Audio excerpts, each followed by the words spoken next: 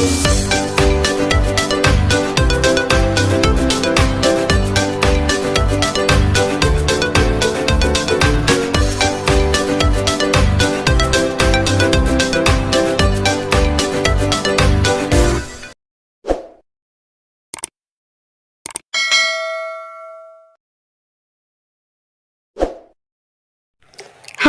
assalamualaikum adik-adik kelas 4. Pada video kali ini kita akan belajar tema 2, subtema 1, pembelajaran 4. Sumber energi apa yang membuat lampu bisa menyala? Ayo kita pelajari. Salah satu sumber energi yang banyak digunakan di sekitar kita adalah listrik. Sumber energi listrik digunakan manusia sehari-hari untuk membantu aktivitasnya. Amatilah gambar berikut. 1. Apa yang diceritakan gambar tersebut? Gambar tersebut menceritakan penggunaan energi listrik dalam kehidupan sehari-hari, seperti menonton TV, menyalakan lampu, AC, dan kulkas. 2. Sebutkan peristiwa pada gambar yang terkait dengan sumber energi listrik.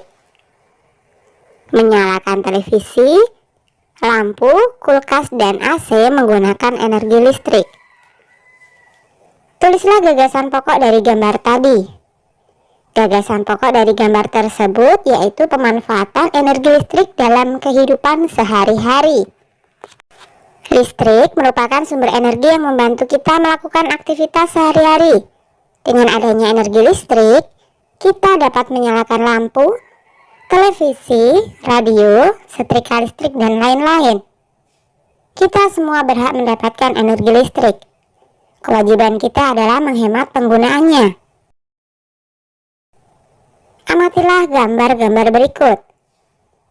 Gambar A. Ini ada seorang anak yang sedang tidur dalam keadaan TV dan laptop masih menyala.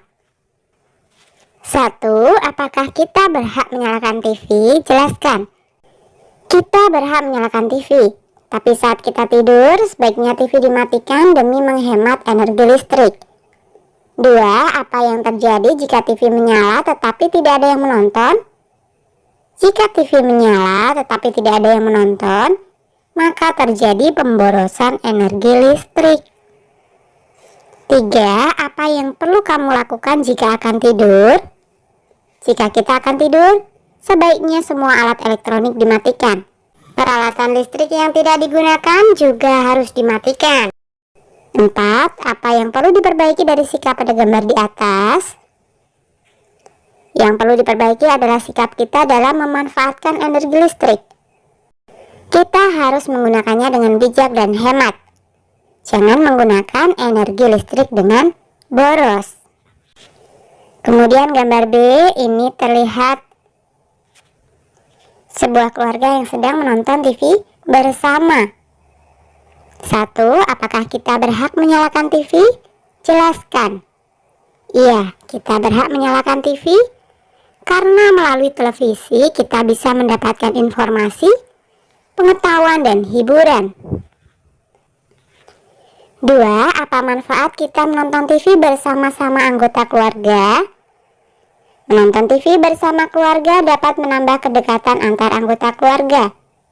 Dapat menyaring informasi yang benar terhadap siaran TV yang perlu bimbingan orang tua atau BO. Dalam pemanfaatan energi listrik akan lebih hemat.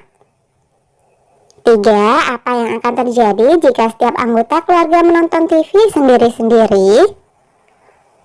Apabila menonton TV sendiri-sendiri, maka tidak adanya kebersamaan dan keharmonisan dalam keluarga, karena semua anggota keluarga bersifat individual. Dari segi pemanfaatan energi, juga terjadi pemborosan energi listrik. 4.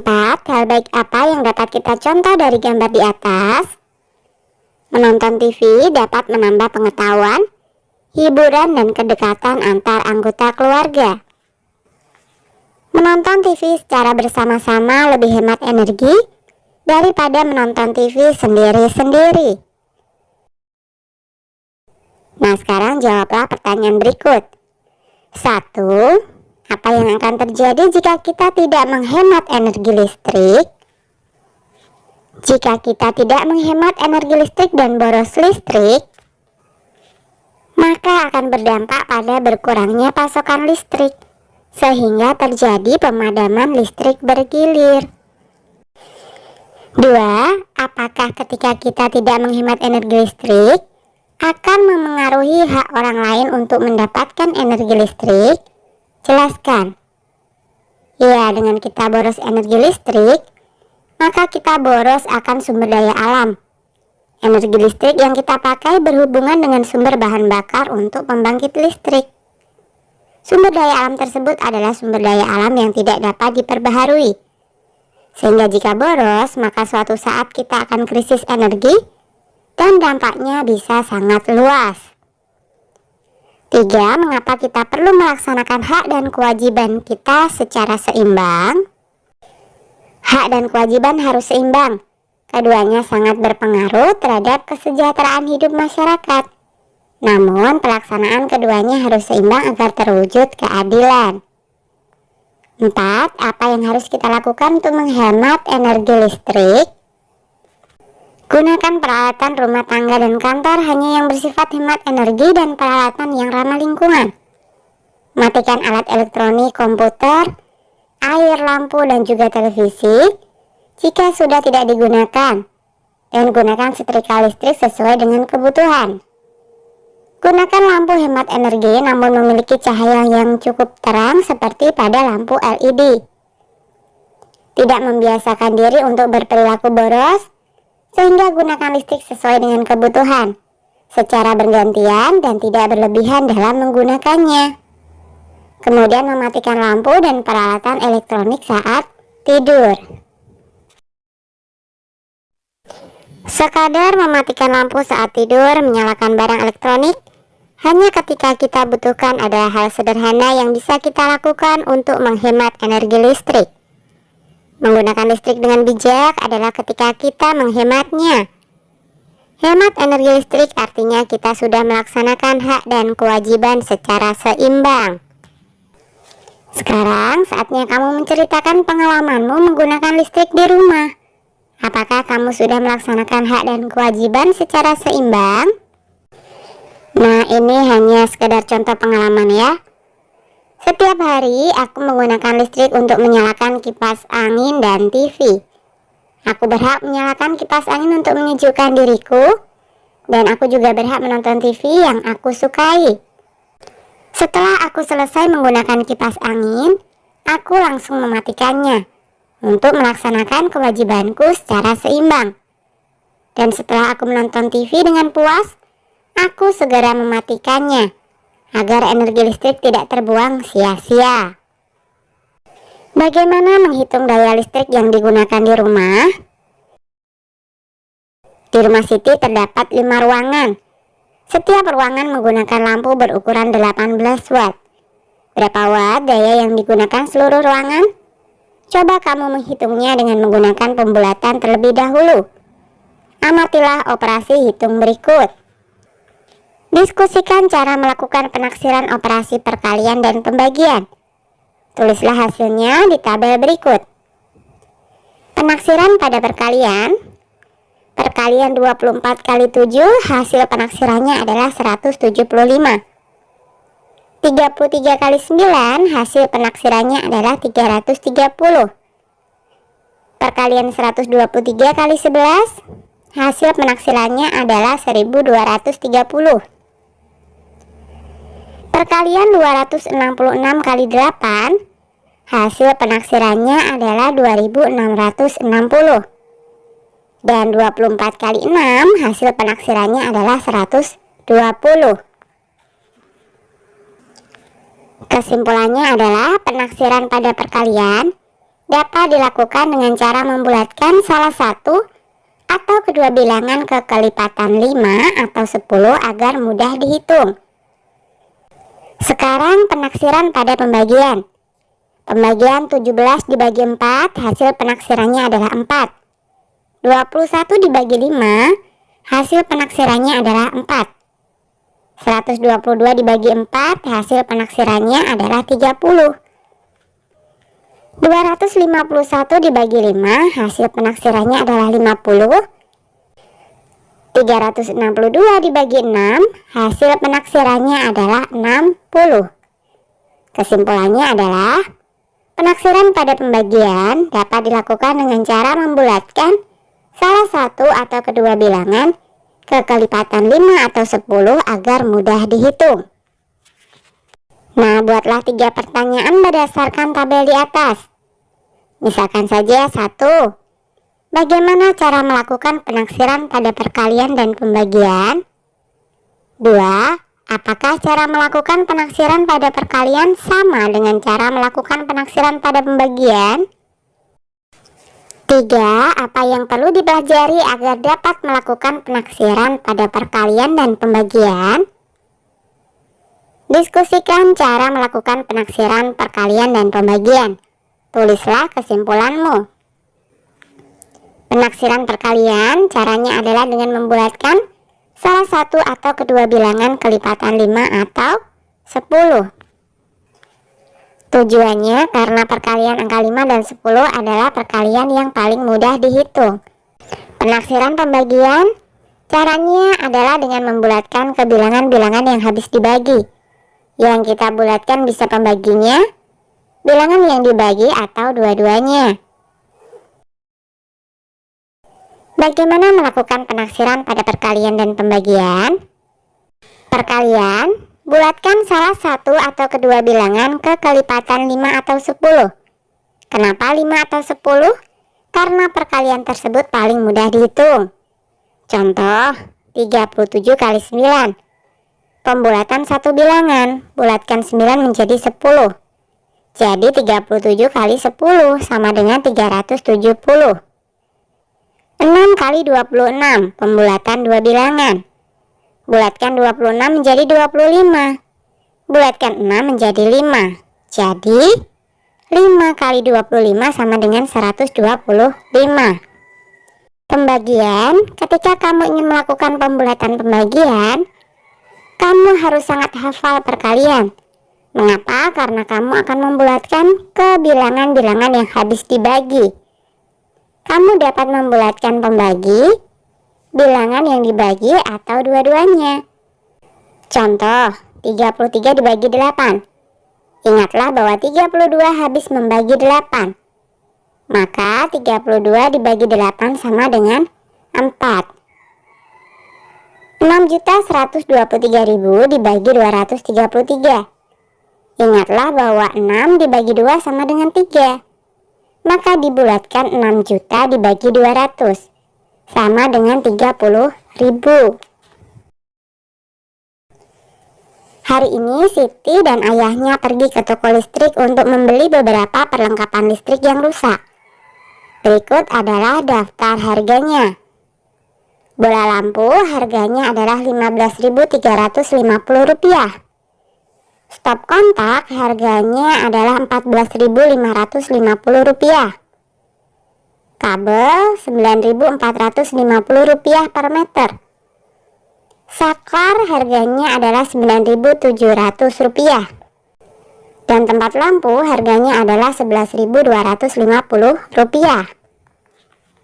Kerjakan soal-soal berikut dengan menggunakan penaksiran.